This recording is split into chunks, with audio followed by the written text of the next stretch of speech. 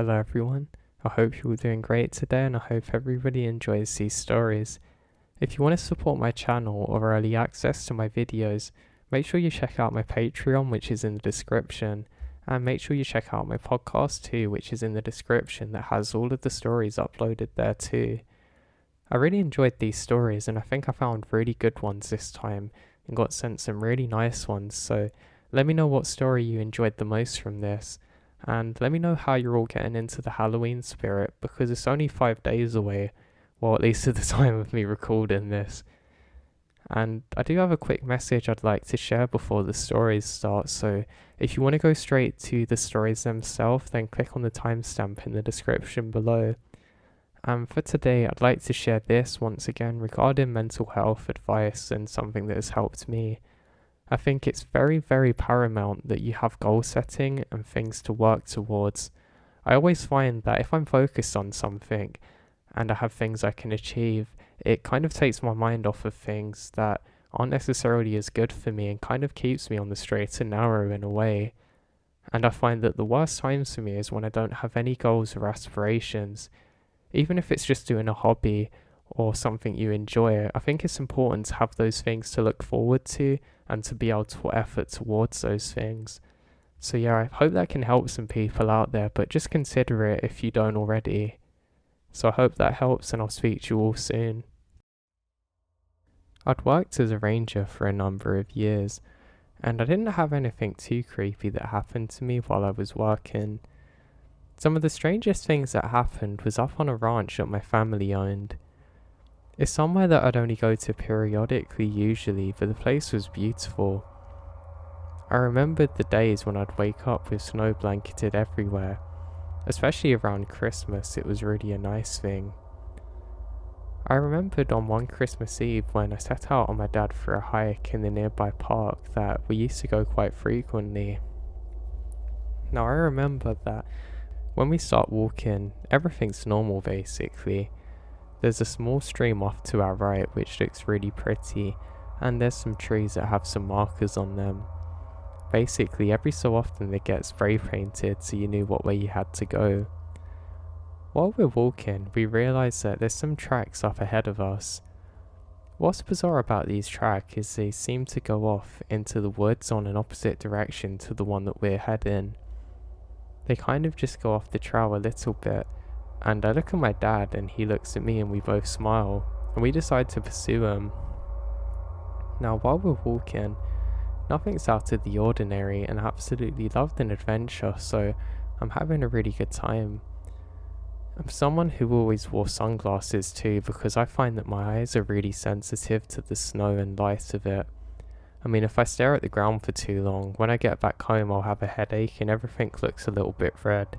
So I have my sunglasses on, but I can see that these snow prints are very pronounced. It looks like lots of different little tracks, and we follow them for a good 5 minutes.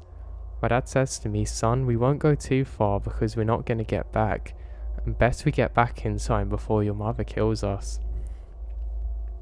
I say I know, but can we just go a little bit further, Dad? And my dad eventually obliges. So we continue going off the trail until eventually we can see something up ahead. It looks weird, like something smoking, and my dad quickly ducks down and brings me with him. I say, "Dad, why are we crouching down?" He says, "Son, be quiet." Now, when we look up ahead, I can see a very strange silver object that was probably the size of a car or small truck that slowly lifts above the ground. It was accompanied by a very warm feeling, and it slowly gets above the tree line, then suddenly vanishes. It was completely metallic and disc-shaped and just looks really weird. I'm not someone who really likes to think UFOs are real, but I'm pretty convinced I saw one. And my dad looks at me kind of weary and slowly stands up. He tells me to wait here and goes off. I quietly followed behind him. What's weird is it left something behind. We get closer and closer until eventually we can see it's some kind of blue goo sitting there in the snow. Now this looks like it almost glows in the dark, until eventually it kind of gone back to a normal colour as like a black goo. This all happens in the space of about 1 minute, and we're both mesmerized staring at each other. I go to touch some, but my dad slaps my hand and quickly pushes me back a little bit and says, "Son, don't touch this." What's craziest too is this is exactly where the tracks led up to, and you can see the trees surrounding it are slightly burnt. We ended up hurrying home, and I begged my dad to tell me more about it, but he wouldn't tell me much of anything. Now, my dad didn't tell my mother about it because he knew he'd get in trouble for taking me off of the path, and it was almost Christmas and he didn't want to be in trouble with his wife. But later on, when we're listening to the news, we can hear that there's been some reports of UFO sightings in our area. This is a local channel, by the way, but this really blew my mind and kind of stuck with me. Now, for my next stories, these are ones that have happened in chronological order as I'm getting older. I was probably only about 12 at the time of the first story, but for the next one, it's when I was a bit older, probably about 19. It was also around Christmas time, but just afterwards, and all of my family are around at the ranch. I'm starting to get cabin fever, so decide to set out for a nice walk. Now at the time I'm doing a night walk and it is pretty cold, but I have really good layers on, so I'm pretty warm. Some of the snow has started to melt now and it's actually quite wet and sludgy, but it didn't matter because my snowshoes are really well waterproofed and insulated, so that doesn't really bother me too much. I then start heading into a part of the woods that I know, and my visibility is very good because there's enough snow around that it's reflecting the light everywhere, and my eyes have adjusted to the darkness and I have a head torch on, so I can see where I'm going. Now, I'm really not saying this was a good idea and I truly don't suggest it, especially because nobody knew exactly where I was going. I just said, "Oh, I'm heading out." And if anything happened to me, then it would have been a nightmare to locate me out there. But luckily, I'm still here to tell you this story. Now, as I start on my walk, every so often I notice another light further up. I presume that these are also hikers out, maybe just going for walks like me. Now, every so often I would see the faint glow of their lamps again, and it would slowly go out as they ducked between trees. Now, one thing that I did realise was odd is that it appears almost like they're torches. I don't mean actual LED lights like we have at the moment. These almost look like they just burnt a bit of stick and were carrying it with them. Upon closer inspection, I now realise that what they're holding is lanterns, and this is the first thing that I thought didn't feel right about the situation. I eventually start going parallel to where I was walking and up a small hill where I'm trying to get a better view of these people. I struggle my way up and eventually lose sight of them, but I know if I continue on I should be able to see them again. Being careful not to fall down any ditches, I eventually make my way up to a small hill where I can see them again, and I catch sight. Now, all I can see is the glowing lights. There's two to begin with, then I pan my eyes around and I can see 3, 4, 5, 6, and slowly, as they get further away, they become more faintly. I can see probably 30 of these lights, all heading up in the same direction. You can tell that somebody's holding it by the way that they're kind of bopping up and down, but I can't see anyone. I strain and strain my eyes as hard as I can, having turned off my own headlamp to give me better visibility, but I literally can't see anyone. I sit here trying to figure out what's going on when I hear singing. It almost sounds like the kind of music you hear in churches, but I mean those Italian Roman ones where it's medieval sounding and a very low hum accompanying it. Entirely bewildered by what I'm seeing in front of my eyes, I duck down and stay as still as possible. That's when I hear the low thud of some kind of drum. Thinking that they can't see me, I start to slowly stand up, and that's when it stops.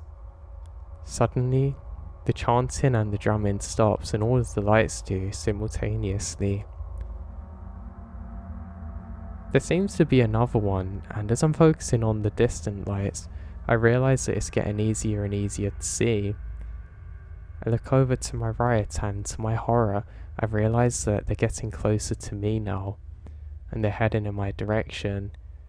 Now I can't be certain if I saw them, and they saw me at the same time, or if they didn't notice, but I quickly start up the hill and make my way back to the path.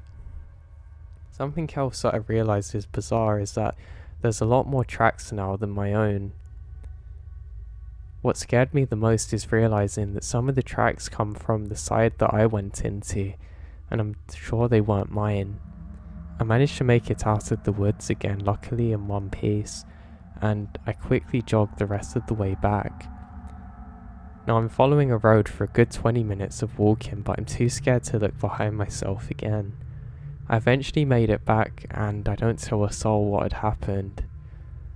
I don't know what I saw that day. Maybe it was some kind of cult out there, or God knows what, but I'm pretty convinced that they were coming towards me. What really spooks me out is the way that all of them stopped at the same time, and all of them started moving again simultaneously. That's the part that's never really sat well with me. And yeah, you'd think that I'd learnt my lesson by now about those woods, but I hadn't. And especially from later on becoming a park ranger, it kind of fortified my confidence for being out in the wilderness in situations like this. I know, stupid, right? Actually, I've got one strange thing I'd like to share that happened when I was working as a ranger before I get to my final story. Now, it might not be as interesting as the other stories that I'm telling you, but it's something I always thought was quite odd. So, I was in my particular station and I was basically coming up to the end of my shift, and I hear over the radio that there's something the guys want me to check out that somebody else has seen, but they can't really figure out what it is. Apparently, not far from where I'm based, there seems to be a head just floating. It's not moving and they can't really see it too well in the dark, but they asked me to head over. Now, I didn't tell them at the time, but immediately adrenaline starts running through my veins as I think of the story I just told you guys about seeing the torches and thinking they're coming back. I have no issue jumping down that tower and going to look at it, because I don't want to be stuck up in that tower with the lights approaching. And it only takes me about 5 minutes to get to the location, but it's definitely a head, and it appears to be floating. Now, it's not the first time we've had reports of things like this. I mean, usually it's just somebody's bag or coat or whatever, and it looks like it's a person's head. Or sometimes it is actually an animal remain or something, but this was different. It was only about 3 or 4 feet off of the ground, but it definitely was the head. I take a look with my binoculars and it's wearing makeup, and I start to get a horrible feeling that maybe this is a crime scene and the other rangers are too scared to investigate it and want me to go out. I think, fine, at least it's not those lights, and with a sudden sense of bravery I go to investigate. As I'm now gaining on this thing, I realise suddenly through the binoculars that it's not a person's head. At least it's not an animal's head. It does look like a person, just not a real one. I'm now closing in, and eventually I'm face to face with a doll's head wearing makeup on a stick. Now, what made this particularly creepy is that the face almost looks like it's distorted, like it's seeing a horrible crime. Now, I can't really put this one down to kids doing it, because who would be out here? But, I don't know, something about it just didn't feel right. But we eventually taken it down and thrown it in the trash and kind of forgot about it. But I guess thinking of it in this moment, it is pretty bizarre. But yeah, unfortunately I don't have too many other things that happen while being a ranger similar to that. But like I said, I do have one more story for you guys of being on that ranch. So again, it's around December time, which is basically when everything strange seemed to happen up there. I don't know why. And me and my dad had basically just got some snowmobiles, and I was really excited to use one. It's something that I'd never really used before, but honestly they're really easy to use. And being on one of those things where they're so quick and just so capable, it kind of makes you feel a bit fearless in a good way. I had a really good light on mine too, so I wasn't too worried. We ended up going for quite a long way, and we actually had to be careful of fuel because we were burning through it originally. Our plan was to keep them up there and just use it for when we needed to go and get things, especially if the conditions on the road weren't so good. You can kind of go parallel to the roads and you'd be able to get to places relatively quick. Now, we didn't really have a direction to go on in this particular area, but we were just exploring generally now that we have our snowmobiles. Now, we ended up finding a path that had fresh snow on it and no other tracks, so we decided to see where it's going to lead us to. Now, we go for a good 5 minutes down this path and we eventually decide that we should probably start heading back, just in case we get lost. The thing that we're most worried about at the time is that if we had broken down or ran out of fuel, we were going to have an absolute nightmare finding these things again. And if you don't know, they're really not cheap, so I was quite paranoid about losing it out there. Can you imagine the same day we get these things if we had lost them? Now, while we're heading back, we stop for a couple of minutes just to try and figure out some of the features of these. I also am worried that I've went over a rock that's damaged the front of it, but my one was fine, it turned out.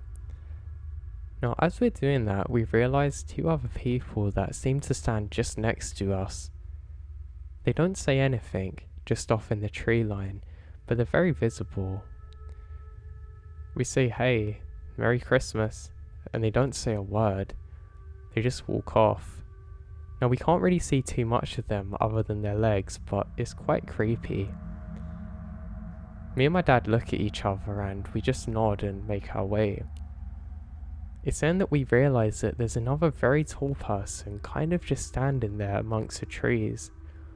Again, because of the snow cover and everything, you can't really see much of them, just their legs, but they seemed impossibly tall. This was the first feeling that either of us had, I guess, that something was kind of wrong now.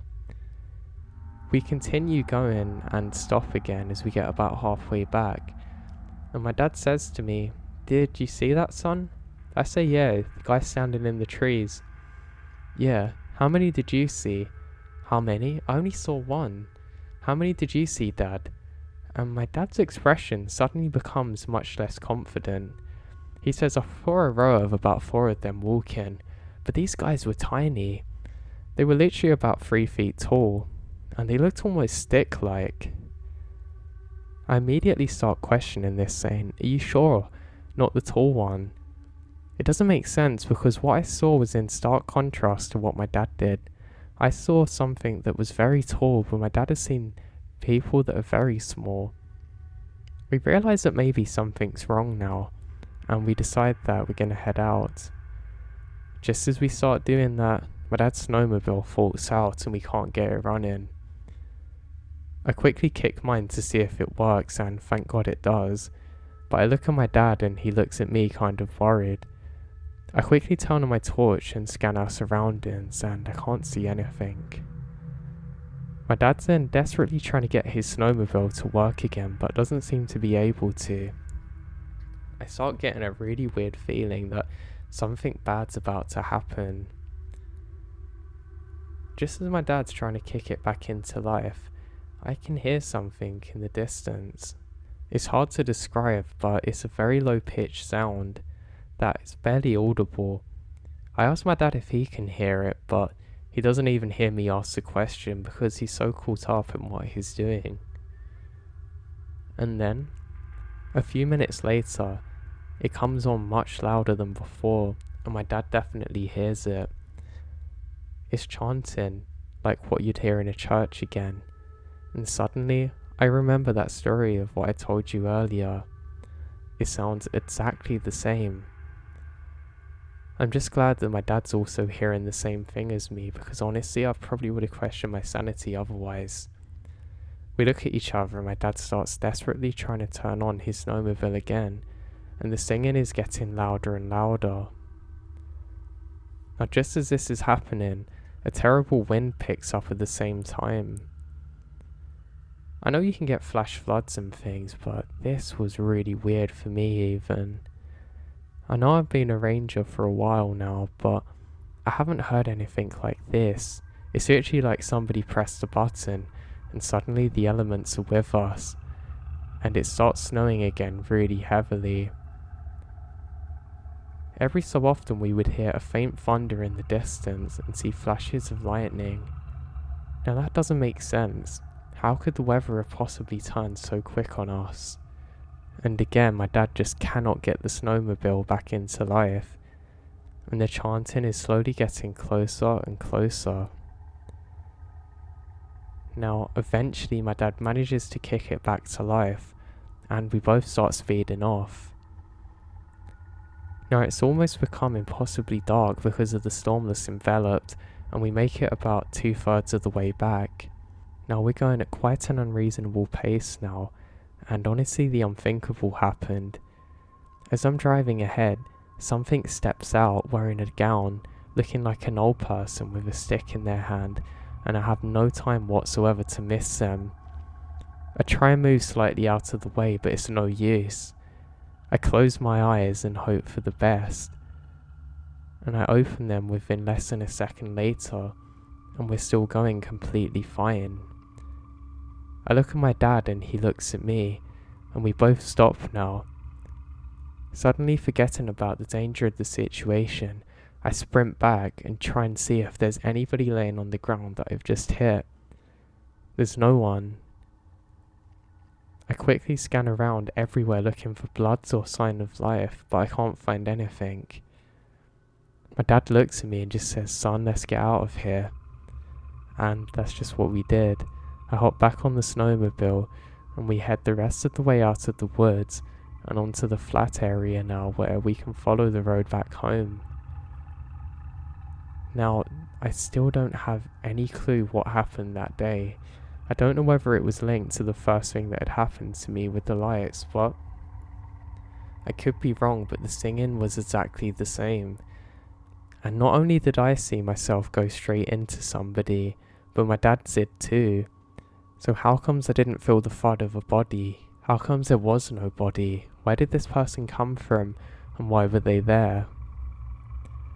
Now this actually shaken up my dad so much that he sold the ranch and made up some random reason to my mother, who luckily didn't question it too much. I've tried to discuss this with my father since, but every time we start to get the conversation,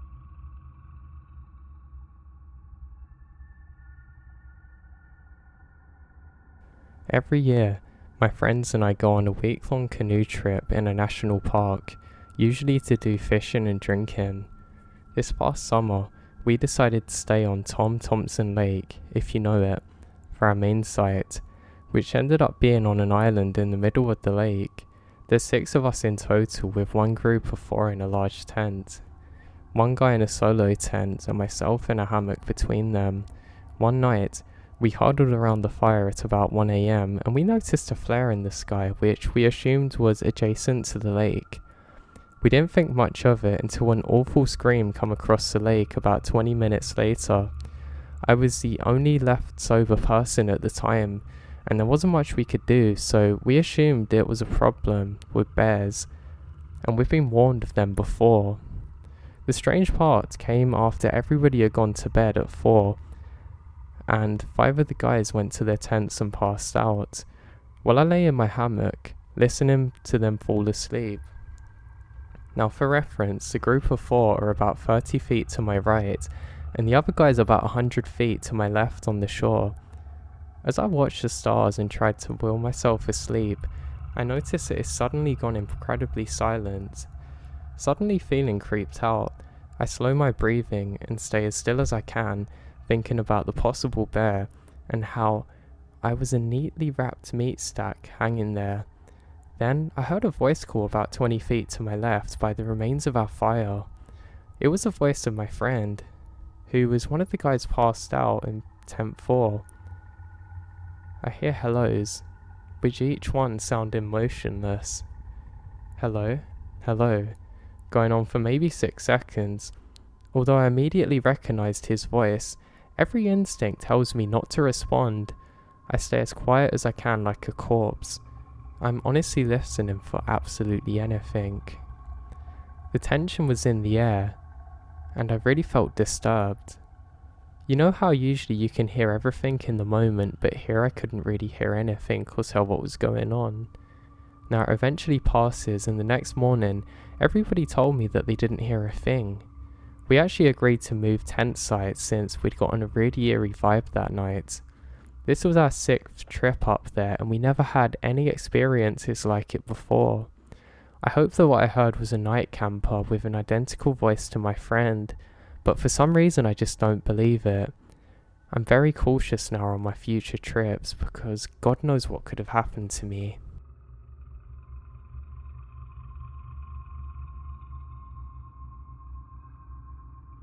Now, I was prospecting out in the Queensland outback. I'm about 100 kilometers from anywhere, and the sun is going down. I'm setting up camp by a billabong when something catches my eye up in the ghost gum of my tent. About 30 feet up, in the crook of 2 branches, is a tray. On the tray is what looks like a full bottle of red wine in a glass, perfectly balanced, looking as though somebody's just placed it there for me. The base of the tree was about 3 meters wide without a branch, knot, or handhold for somebody to get up there. So I never got a close look to work out why or how it got up there, but it's really a bizarre thing.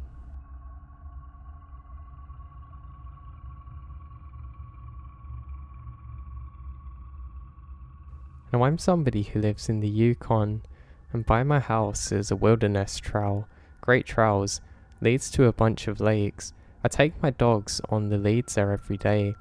Usually I have to walk him for at least 2 hours because he's part husky and has energy for days. Getting him to turn around at any point is really a nightmare, especially if it's less than an hour. So one day we're heading to the trails and there doesn't seem to be anybody around. Seems actually quieter than normal, and maybe 10 minutes into our walk when we're on the trail, my ears popped for some reason, and it seems like the world's audio's turned off. Something also feels off. I look down and my dog, who normally barks at everything, is cowered down, hackles up and goes completely silent, and just looks very distinctly up at me with fear. We turn around and he is pulling me back towards the house. He runs into the room and hides under the bed and never comes out. He's there for a few hours. When he did come up, he just started to stare out the window. He refused to go out at all that night. He eventually got over it, but even years later I still refused to go down that path again.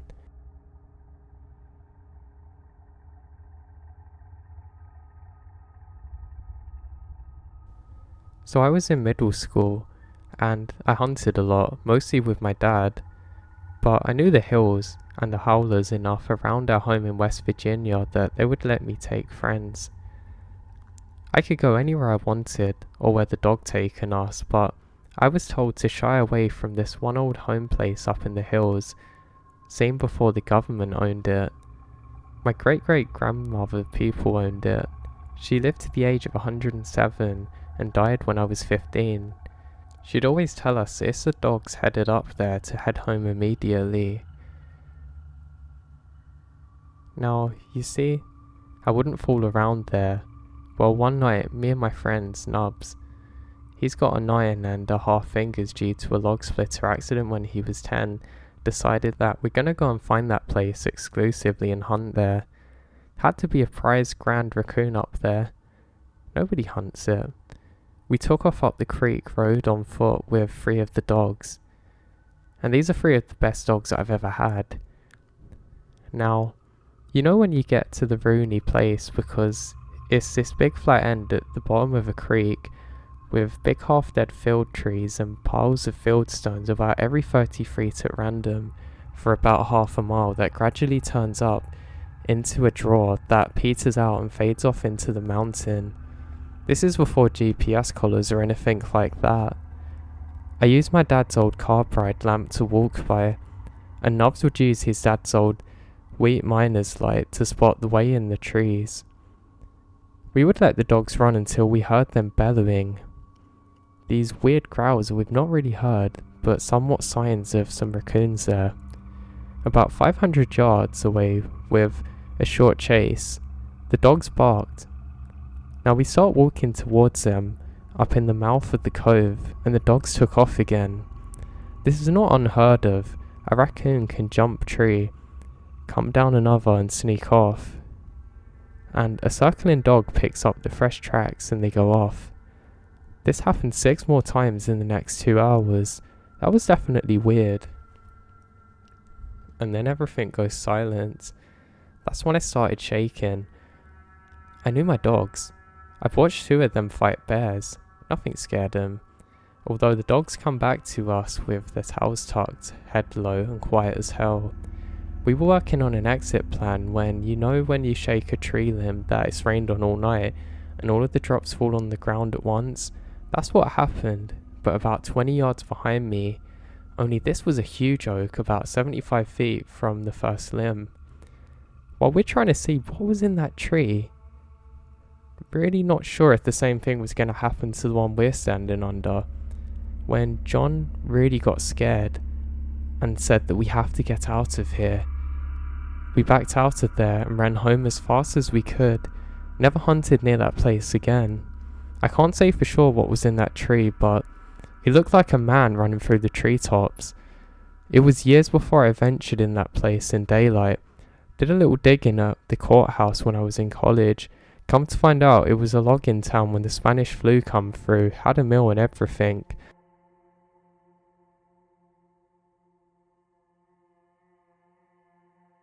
The flu killed so many people in that town that there wasn't enough living to bury them. My hometown's people went up and buried the dead. If you take a black crown and a piece of paper and scroll it on the biggest rock pile, it's the names of the dead buried there. My great-great-great-grandmother's dad bought it for $4.50 off the lumber mill, burned the last of the structure and farmed it for the rest of his life. When he passed away, my great-great-grandmother and her brother sold it to the government. It's now a part of a national forest.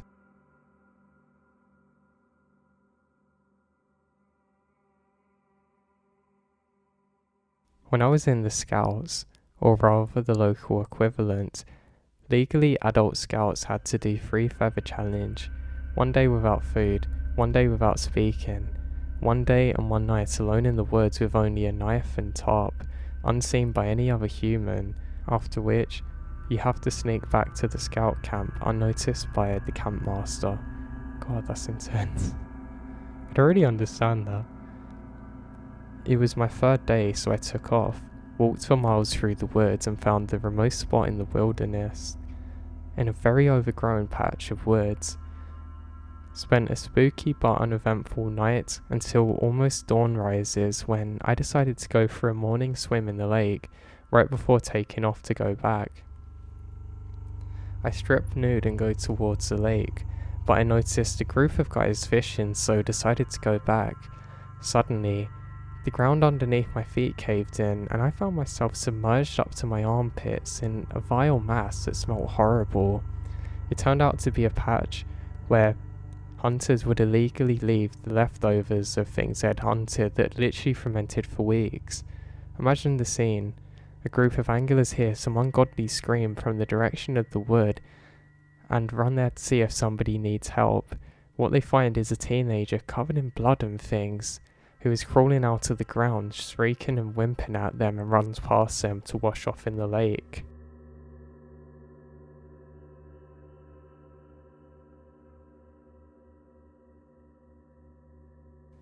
Now in these hollows, I'm not often surprised. You fall into a rhythm here. The longer you spend, the less things you see or hear that are truly surprising. One animal that always surprises me is a cat. I was 9 when I realised that my mum's barn cat always ate the heads off first on mice. When I was 11, I realised all cats do that, big and small. I was walking up to the headwaters of a tributary of an elk river. Elk River is a wild stream. It boils, rolls and digs deep in holes that incur the full raft of the river. The streams that feed the elk are steep, fast and cold most of the year. But in August, everything heats up. Big trout escape the warming water by sneaking up any small streams not dried up and eat any fish or creature that they can fit into their gully. Surprisingly, I caught a brown just over 20 inches, half a mile up from the gully. It's in a stream that you can stand on both sides. But I digress. Me and my friends used to catch a ride with his older brother, a log truck driver. He would drop us off at one of those trebuchets in the morning and pick us up on the last trip of the evening.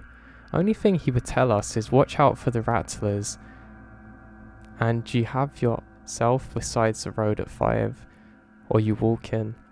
So with a sack lunch and fishing poles, we would take off into the shadowy hollows.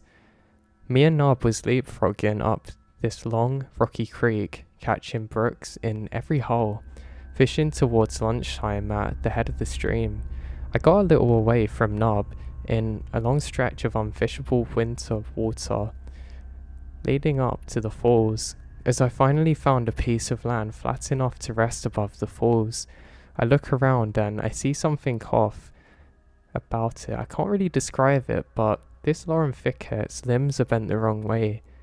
Leaves turned up like it's broken. I walked closer and it looked like something greyish white hanging up the tree.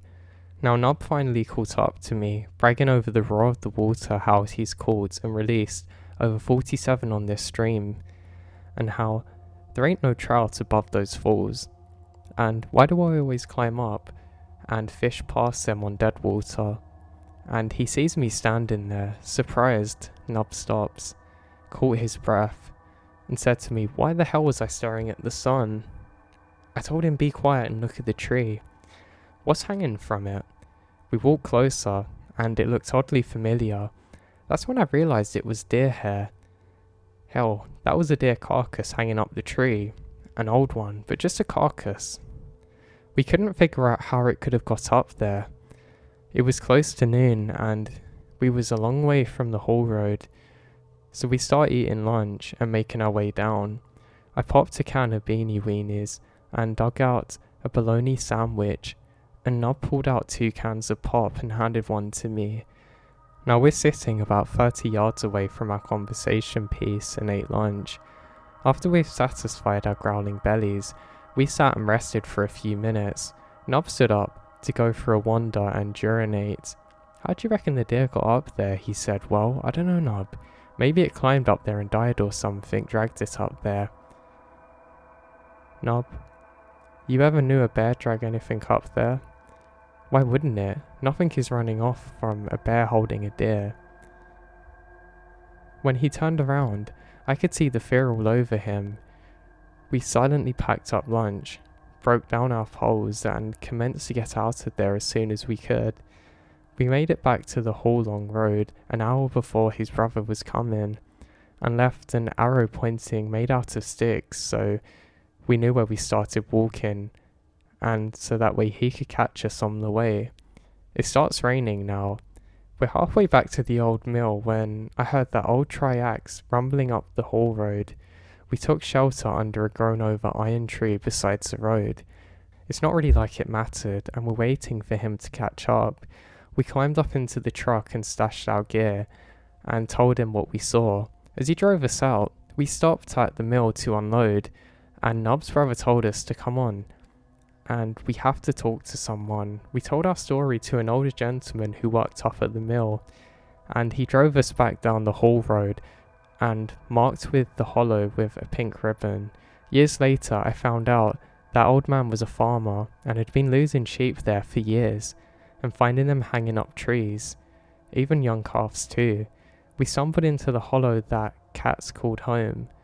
At least I think it was cats, but this was my first experience with them and it really scared me.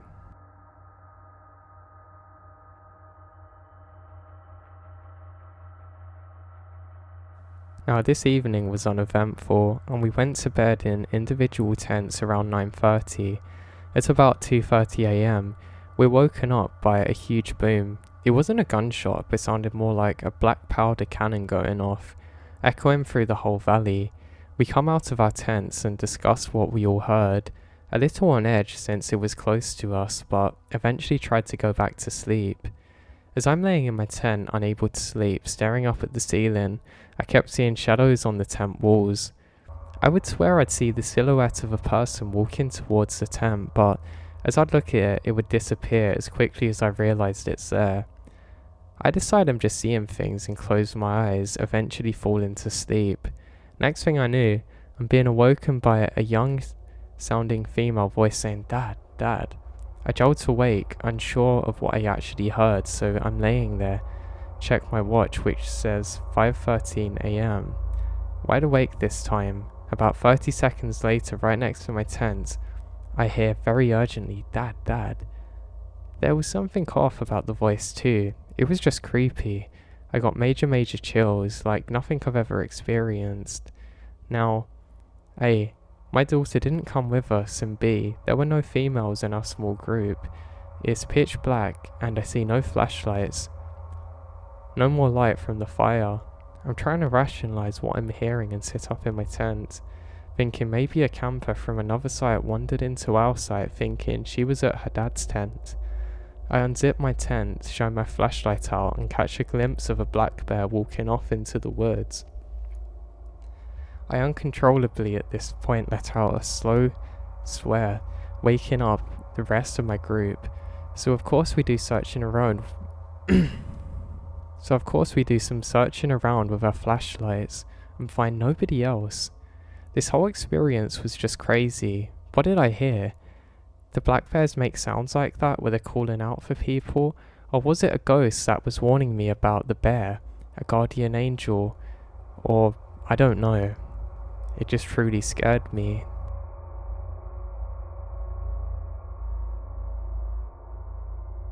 I worked as a ranger for a couple of years, and most of the things that happened to me could be explained. No wait, everything could. Except for this one particular event that I still don't understand now. Now, on this particular day in question, everything was normal and as it seemed. Now, I was basically on a patrol, and having a pretty good day to be honest. Everything seemed to be going perfectly well, when I kept hearing a strange sound. I could hear a piano being played somewhere in the distance. Yes, it was a little ways off the trail, but the curiosity of this really got the better of me. I decided that I should head towards it, and it sounded like somebody was playing songs that were kind of old but very off-key. Almost like, you know when a piano needs to be tuned or when like an animal runs across it. So yeah, I thought this was pretty weird, and thought the best thing I could do was just try and get to the bottom of this. Now it felt like I was walking for an eternity to actually find this, but in reality it was probably only about 4 or so minutes. I eventually get off into a small clearing, and there you have it, a piano. Now, what was really bizarre is that the piano seemed to be playing itself. There was no one around, and this thing looked pretty old. I decide that I want to figure out exactly what's happening here, and I bravely get closer and closer to it, until eventually I'm right next to it, and I can hear that the sound isn't actually coming from the piano, but from a tree. Starting to wonder if I'm losing my mind, I quickly glance around to try and see if anybody's there laughing at me, but there's no one. Now, I get closer and closer to this tree when I find a tape recorder stuck to it. Somebody's basically glued it on there, and they're playing the sounds of a piano being played. I press stop and look around. I don't see anyone. Being very creeped out suddenly, I radio in what's happening, and I wait for help to arrive, and eventually another one of my friend rangers shows up. He looks just as confused as I am, and not really sure what to make of it. We take the recording back to the station. We are actually worried that something was really bad here, and we've given it into law enforcement, but they dusted it and couldn't find any prints whatsoever. As for the piano, the next day we went to go and retrieve it, because it might be a hazard to people or animals, but it vanished. We literally gone back to the exact same spot where we'd seen it, and it was nowhere to be found.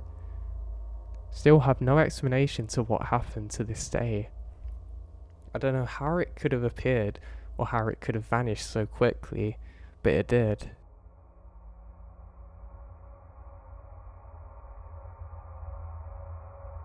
I worked as a ranger for a couple of years, and most of the things that happened to me could be explained.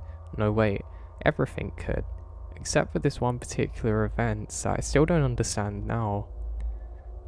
Now, on this particular day in question, everything was normal and as it seemed. Now, I was basically on a patrol, and having a pretty good day to be honest. Everything seemed to be going perfectly well, when I kept hearing a strange sound.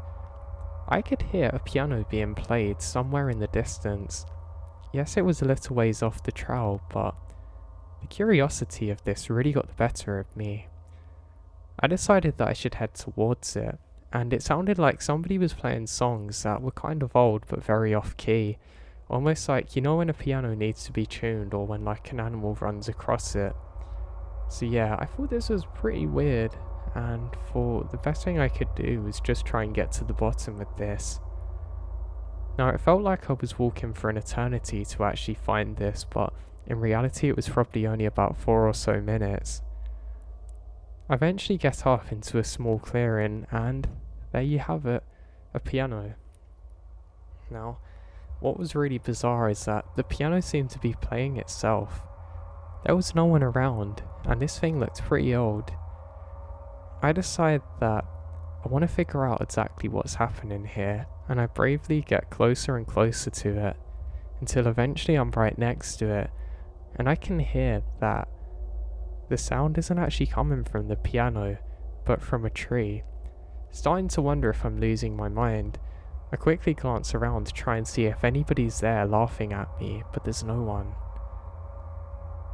Now, I get closer and closer to this tree when I find a tape recorder stuck to it. Somebody's basically glued it on there, and they're playing the sounds of a piano being played. I press stop, and look around. I don't see anyone.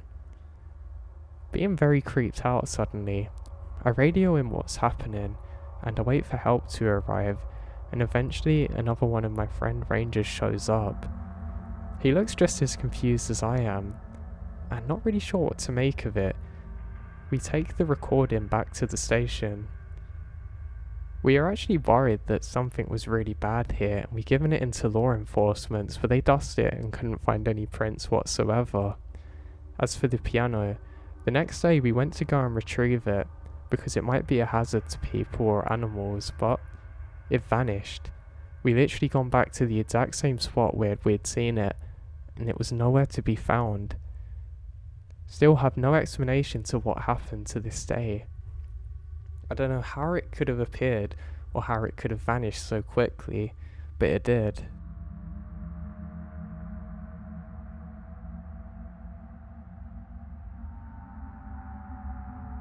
So my wife and I were on our honeymoon in the Shenandoah Valley National Park in Virginia 2019. Now we were excited to get an early evening hike in as we just arrived in town. We were driving to do a hike on Skyline Drive at around 6 PM in a thick mist with overcast skies. We passed a strange looking solitary man on the road a few hundred yards back before the trailhead. I made a comment to my wife about how odd he looked. We hiked about 1.5 miles up the mountain to the end of the trail where it terminated at the AT. My wife stopped to pee and we collected ourselves before we head back down towards our vehicle. After the mist, not making this up, the guy come from the road we'd passed earlier. He was low-key brandishing one of those combination hatchet hammer multi-tools on his side. He wasn't just carrying it, it was raised. It got a bit creepier. He made a comment as we passed him about how he found a set of teeth. That was the last time he was up there. We made an awkward acknowledgement of what he had said, nervously laughing, and then quickly started down towards our vehicle. Looking back up to see where he was, we can't find him at first. Once we're 100 feet away or so, we began running for the mountains. We'd stop every minute or so to listen and observe, but we couldn't hear much else. We made it back to our car, but we're in shock. We would read a few weeks later about somebody who'd been arrested in connection with a killing near the area.